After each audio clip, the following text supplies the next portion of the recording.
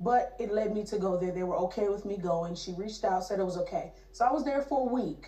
What you said, it led me to go in there. What's the it? So Tim and his wife, they allowed me to stay at their home for that week. Okay. During that week, I'm not a drinker. I'm not an alcoholic. I did drink. I was under the influence, and I took Tim's phone and I created a video of myself talking gibberish in the video. That was one. It was inappropriate, absolutely. What were you saying? If I can recall, I couldn't wait to be Mrs. Montague, which I am now. It was a lot of like, oh, I love you, these type of videos. That was what I said in the video. About Tim. Kira's husband. Yes, about Tim. While you were staying in her house. Correct. As I stated, I'm not ashamed. It was inappropriate, and I stated to that in court. It was very inappropriate. That was one of the videos. Okay. The second video was I was in the bathroom filming myself brushing my teeth. Tim came behind me, and I did a little dance, and that was the end of that video. So again, yes, 2 inappropriate videos. Were you dressed? Yes, I was dressed. I was fully clothed. Okay. So those are the 2 videos. Checking. Yes, those are the 2 videos that were inappropriate, and I am proud enough to walk in my truth about those, and they were inappropriate, yes. But that does not mean that I slept with him, which I didn't. I didn't sleep with him.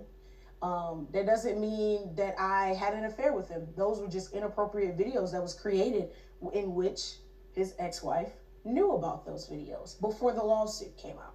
Okay. But you had sex with him before. No. I thought y'all were an item in high school. Okay, so yes, in high school, yes. We had a relationship in high school. And yes, we were intimate in high school. Okay. So then we closed that chapter and remained friends. And then we both remarried other people, married, whatever. And that's how our relationship, we were high school sweethearts. Is y'all in high school? Yes, it is. That's kind of cringy. Those are old pictures, but yes, that is us in high school. Loved him. We were madly in love with each other, but it just didn't work out. We were young. So then we went on to be with other people, and yeah, so we were intimate back then. Okay. But not during the course of their marriage, him being in the home. Okay. Before legally separated, yeah. So in January of 24. Yes. So almost 2 years ago, you signed a lease and you identified him as your boyfriend. So that is where the mix-up is. I signed my lease. I never put emergency contact down. Tim moved in with me, I would say around September, November, around that course of the time, fall-ish. And I put him down as my emergency contact because he was my boyfriend at the time. So yes. In the fall of 23?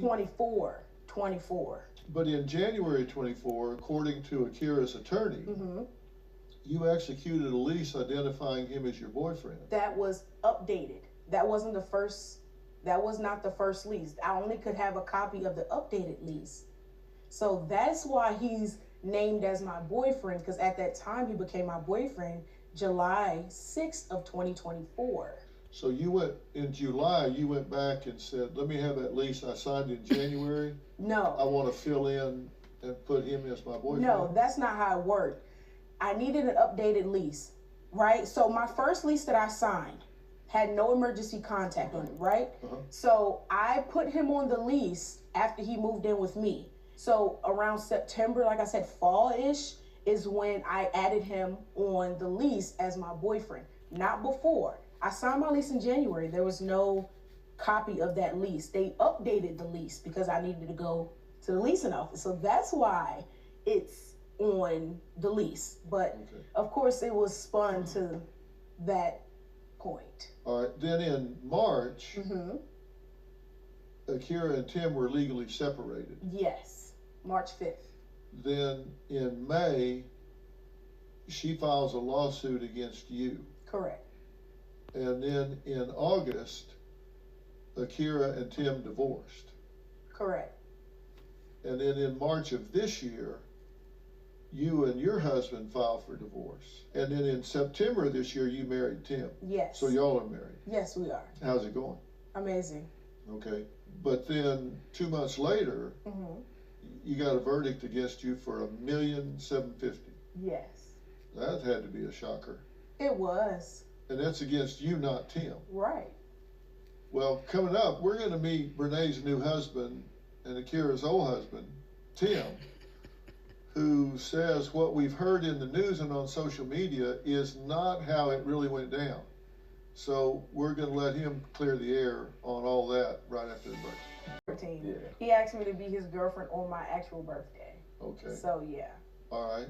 Was there a point at which you said to Brene, my marriage is over, done, kaput, zip, out of here, done, and I want to be in a relationship with you? I mean, she was present for a lot of what happened in my marriage. So like she said, we were close. We all spent some time together. So she would see like the toxic environment, and she played mediator to a lot of situations. Oftentimes, if the children were there, she was like comforting the children. And we were just yelling and all that stuff that we did. But she saw a lot of how it just fell apart. How long were you married to Akira? 5 years, but we were separated. Within that 5 years, we were separated for a year and a couple months. I'm sorry. Okay. Yeah. Why'd you marry Akira? So, backstory. Her and I started dating in 2018, and my family, I grew up struggling. So I went into moving with her in 2018. There was a situation. She had roommates. There was a situation where. Were you in love with her? No. Never? No. Do y'all have children together? Yes, sir. 2? Yes, sir. 6 and 4. 6 and 4? Yes, sir. Yeah, so, there was a conflict with her roommates. We had to move as soon as possible. I was waiting on my living situation to get together.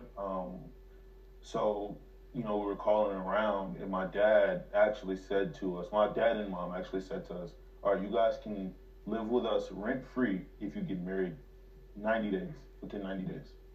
And at the time, I was under the impression that she had nowhere to go. This is what she told me. She had nowhere to go. She had no family here other than her mom and I believe her aunt. Her mom had some foster children in a 3-bedroom home. They had different rooms, so she couldn't go back home. Well, so it was a marriage of convenience, is what you're saying? 100%. That's a bad decision, but I understand what you're saying.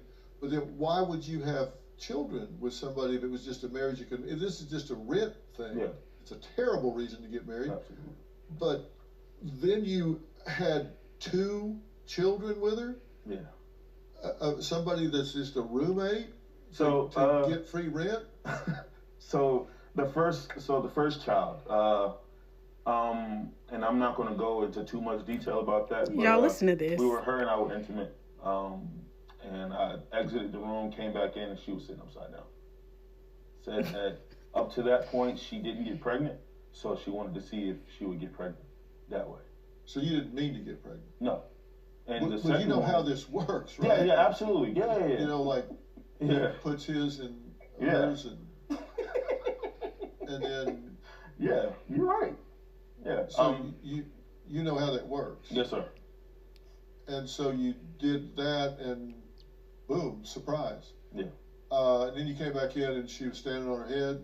She was like backside against the headboard, just sitting upside down. Okay. Yeah. Making sure it stuck. I guess so. Yes, sir. Okay. So you didn't expect that? No, I was like, what the freak are you doing? Okay. That's one.